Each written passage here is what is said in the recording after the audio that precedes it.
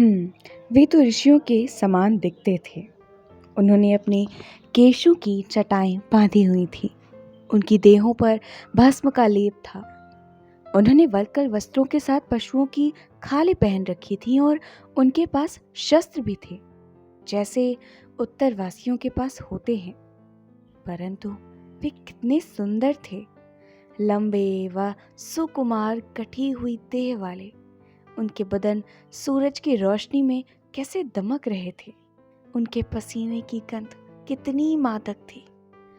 शूर्पणखा मारे वासना के बेसुध सी हो गई थी। नमस्कार दोस्तों, स्वागत है आप सभी का हमारे चैनल में। हम पढ़ रहे हैं पुस्तक सीता, जो कि लिखी है देवदत्त पटनायक जी ने, और हम इसका खंड 4 पढ़ रहे थे। तो चलिए उसी को आगे पढ़ते हैं। शूर्पणखा का अंग भंग। वह पहले राम के पास गई। वे उसे अधिक लंबे व चौड़ी कंधों वाले जान पड़े। वह बोली, आओ प्रिय, मेरी वासना शांत करो।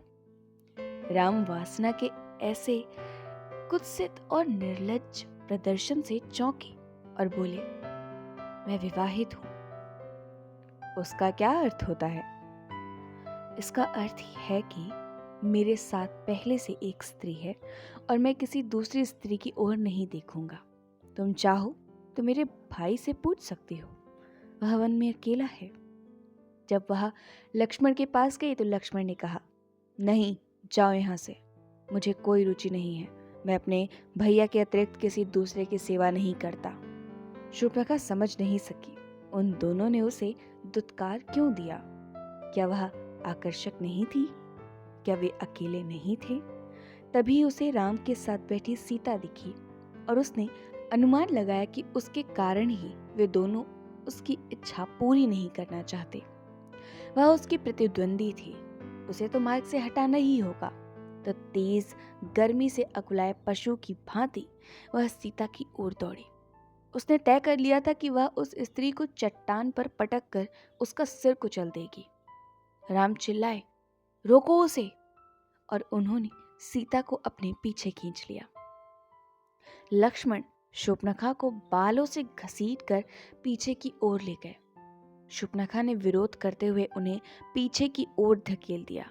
वह बहुत ही बलशाली थी और किसी भी तरह अपना प्रयोजन पूरा करना चाहती थी। सीता चिल्लाई, इसके प्राण मत लेना।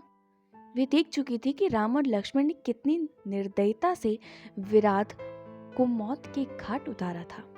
मैं इसे दंडित तो अवश्य करूंगा, लक्ष्मण बोले। इसे ऐसा सबक दूंगा जैसे यह कभी भुला नहीं पाएगी। उन्होंने कटार ली और एक ही झटके में उसकी नाक काट दी।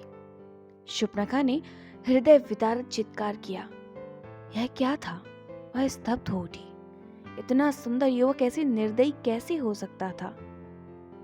वह वहां से विलाप करते हुए भागी। उसकी चित्कार से सारा वन प्रांतर गूंज उठा। वह अपने भाइयों खरदूषण की तलाश करने लगी, जो ऐसे छली राक्षसों को सबक सिखाएंगे। सीता कांप उठी।